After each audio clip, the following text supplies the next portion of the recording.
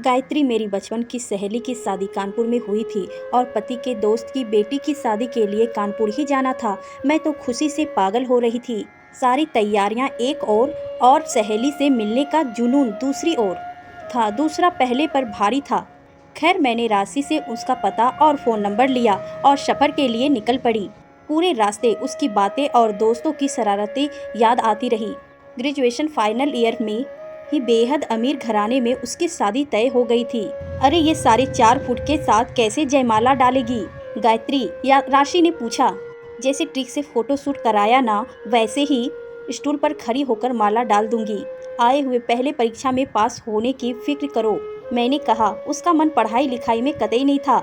21 की उम्र की शादी में जितना भोलापन रास्ता है, वह उससे लबरेज थी। दरअसल कुछ महीने पहले ही मुझे गायत्री के बारे में पता लगा था कि उसके पति नीलेश रंजन उत्तर प्रदेश के जाने माने बिल्डर बन चुके हैं। सभी सहेलियां उसके मेहमान नवाजी के साथ मज़े उठा चुकी थी। अब मेरी बारी थी। शादी अटेंड कर अगली दोपहर में गायत्री के घर पहुंच गई, पर सूजे चेहरे और लाल आंखें कुछ और ही बयां कर रही थी। ऐसे कैसे कुम्हला गई? इतनी तो उम्र नहीं हो गई कि सिंगार से संन्यास ले रखा है। दोस्ती से विश्वास उठ गया सखी। तुझे पता है ना, शादी के सीजन में मैं कितनी खुश रहा करती थी, पर इसी मौसम में अकेली हो गई। पहले सब अच्छा चलता रहा, उसके बाद पड़ोसन जूली मेरी दोस्त बन गई। धीरे धीरे उसका घर में बसेरा होता चला गया। नीलेश घर में रहते नहीं थे। मैं उसे सुबह से बुला लेती, खाना रहना सब यहीं होता था। उसी ने मुझे लूट लिया। मतलब मेरे दोनों बच्चे के टाइम बेड रेस्ट कहा था डॉक्टर ने। पहले के समय मायके वाले थे, दूसरे समय सोचा क्यों मायके ससुराल की झंझटों में पड़ना। अपनी देखभाल के लिए सहेली जूली को घर पर ही बुला लिया। जाने कब दोनों नज़दीक आए और मेरे ही पति को अपनाकर मुझको बेगाना बना दिया। इस दुनिया में मेरे अलावा उसका कोई नहीं था, पर मेरे सभी अपने होते हुए भी आज मैं उसकी जगह तन्हा खड़ी हूँ। तुझे पता कैसे चला कि दोनों में कुछ गलत है? बस अभी कुछ महीना पहले पार्लर से लौट रही थी तो सोचा उसके नए फ्लैट को देखती चलूँ। वहाँ नीलेश पहले से मौजूद था, जबकि मुझे बताया कि कुछ ज़रूरी काम से शहर से बाहर जा रहे हैं। शख्स इस बात पर और पुख्ता हुआ।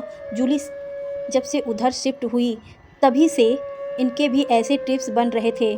फिर क्या हुआ? मैं अब और सजग हो गई। होता क्या, मैं गुस्से में पागल हो गई। मेरे पास 3 रास्ते थे। पहला रो धोकर उन्हें वापस ले आऊं, जिसमें सबकी खुशी होती। दूसरा तलाक देकर अपने बच्चों को उनके प्रभाव से बचाऊं, या फिर तीसरा रास्ता जिसमें मैं तलाक ना देकर दोनों की उलझनें बढ़ाकर अपना बदला ले लूं।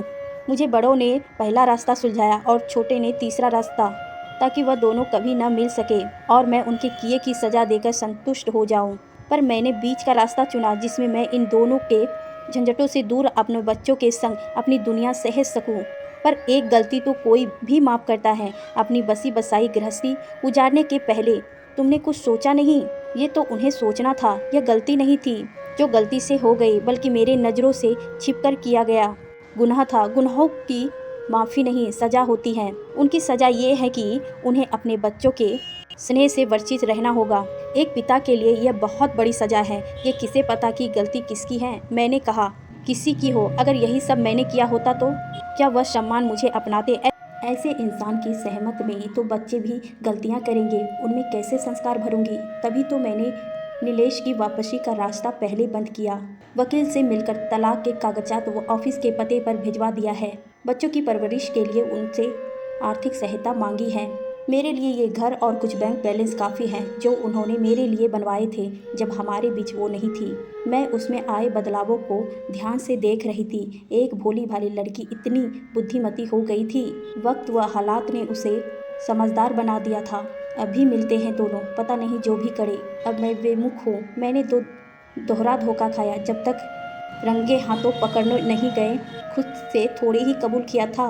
अभी भी कहते हैं कि हम तो मित्रता निभा रहे थे। और जूली ने अपनी ओर झुका लिया। जूली क्या कहती हैं? कहती हैं नीलेश ने ही बहकाया उसे। किसी तरह से बचकर 5 साल निकलने, फिर पिछले 2 सालों से वह भी उसके प्यार में पड़ गई। उसे नया फ्लैट नीलेश ने ही खरीद कर दिया है, ताकि वो दोनों आराम से मिल सके। मायके वाले और ससुराल वालों को पता है। हाँ, सब कहते हैं कि क्षमा कर दो उसे। शराब शबाब तो कमजोरी होती है, और इस व्यवसाय में अफराद पैसे होने से आदतें भी गलत हो जाती हैं। सब भूलकर तलाक का केस भी वापस ले लूं और उनके साथ रहूं। अब तुम बताओ मुझे क्या करना चाहिए। सहसा उसके सीधेपन पर तरस आने लगा। उसने जिस प्रथम पुरुष पर अपना सब कुछ वार दिया था, जिस पर अखंड विश्वास किया, उससे ही छल पाया। यह तो बाकायदा अपराध था। सवाल शादी और धोखा का नहीं बल्कि आत्मसम्मान का था, जिससे समझौता करना अपनी आत्म को मारना था। एक गहरी सांस ली और कहा, छोड़ दो उसे, वह तुम्हारे लायक नहीं। यह कहकर वापस आ गई। इस बात के महीनों गुजरने के बाद उसका फ़ोन आया। उसकी चुलबुली हंसी वापस सुनकर दिल को तसल्ली मिली। केस सीधा था, तलाक मिल गया था।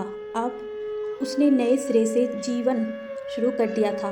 भोली भाली सखी को इस दोहरे धोखे ने इतना समझदार बना दिया था कि अब दुनियादारी की नकली चकाचौंध नहीं बल्कि अपने आध्यात्मिक उस्तान में मशगूल हो गई थी। दोनों धोखेबाज साथियों का कुछ पता नहीं। रंगे हाथों पकड़े जाने पर अपराध बोध हुआ भी या नहीं। एक हो गए थे या एक दूसरे से दूर। मकान व पर्याप्त धन राशि वो बच्चे गायत्री के हिस्से में आए। उसने बच्चे की परवरिश को जीवन का उद्देश्य बना लिया था। साथ ही फुर्सत के क्षणों में महिलाओं से जुड़े एनजीओ के लिए भी काम करना शुरू कर दिया था। अब जबकि इन तीनों पात्रों के विषय में लिखने बैठी हूँ तो एक ही बात रह रहकर जिन्हें में आती है कि क्या इन्हीं कारणों से तो नहीं दुनिया से मिटती जा रही है। धोखे इंसान को तोड़ रहे हैं, तभी वह अपने आप को अपने ही दायरे में सीमित कर रहा है। अपने आत्मसम्मान को बनाए रखने के लिए खुद को सबसे दूर कर रहा है।